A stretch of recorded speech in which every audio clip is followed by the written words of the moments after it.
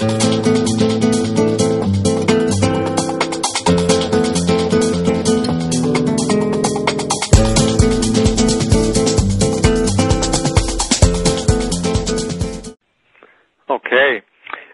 Let's go on to misconception number 3, which talks about the fact that people think vitamin science results are reliable.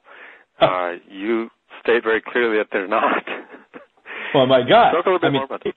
Here's how science works. I mean, it's if anyone doesn't understand this one, you really are naive and a little dumb. Let's just put it that way.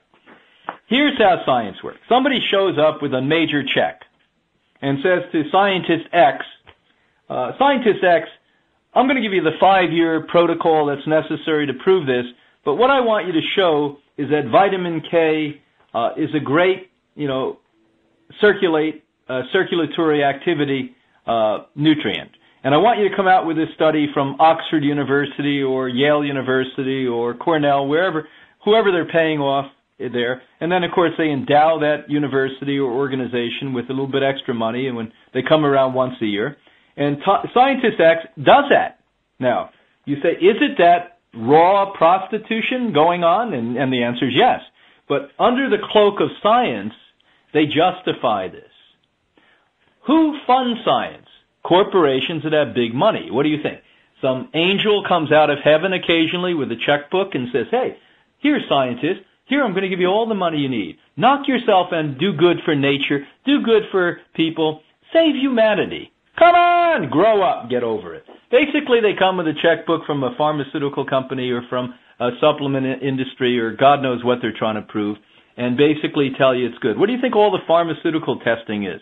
It's, bogus research. What do you think they pay off the Food and Drug and Canadian Drug and the British drug agencies for? I mean, here in the United States, 56% of the funding for the Food and Drug Administration that's supposed to be protecting the public comes from the very pharmaceutical companies they're supposed to be scrutinizing. And the pharmaceutical companies make over 80% of all chemical supplements on the market, which is 92% of the supplements out there today. So come on. This is why you can't trust a word.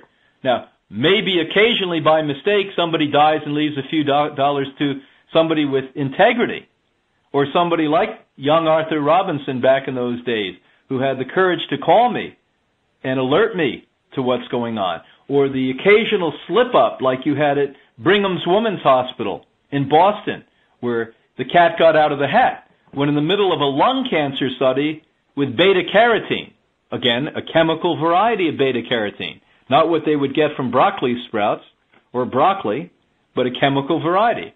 They were using this on lung cancer patients with the absolute belief, which the old flawed foundation, everyone in biology and nutrition would probably believe this, would help to prevent and eliminate cancer.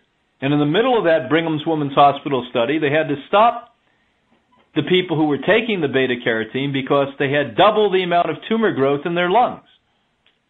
Now, you don't hear that very often. That one slipped out of the hat without anyone knowing it. Or the Finnish study, when they were going to tell everyone in Finland, take antioxidants, take those chemical supplements, but that are called natural. Now, that's where it plays with people. Because to call a supplement natural in all the countries around the world listening to me today, it only has to have 10% of natural goods in it. The other 90% by law, protected in the nation you're living in, can be a chemical. And so, do you see the word natural? And Finland went ahead and looked at, I think it was 268,000 people, as I recall. And the group that were taking the supplements versus a group that were not taking the supplements had 67% higher incidence of different diseases. Now, these are the studies that do pop up if you read as much as I do. But if you happen to be the average person who's not a nutritional guy or a scientist, what do you ever hear? You hear from the guy, Scientist X, who was just given $15 million, and now his 5-year quote research is done, and he manipulated because science is a study of. It's not an absolute, so it's all justified, and everyone, of course, believes they have their own ethics and their own honor, and they don't, unfortunately.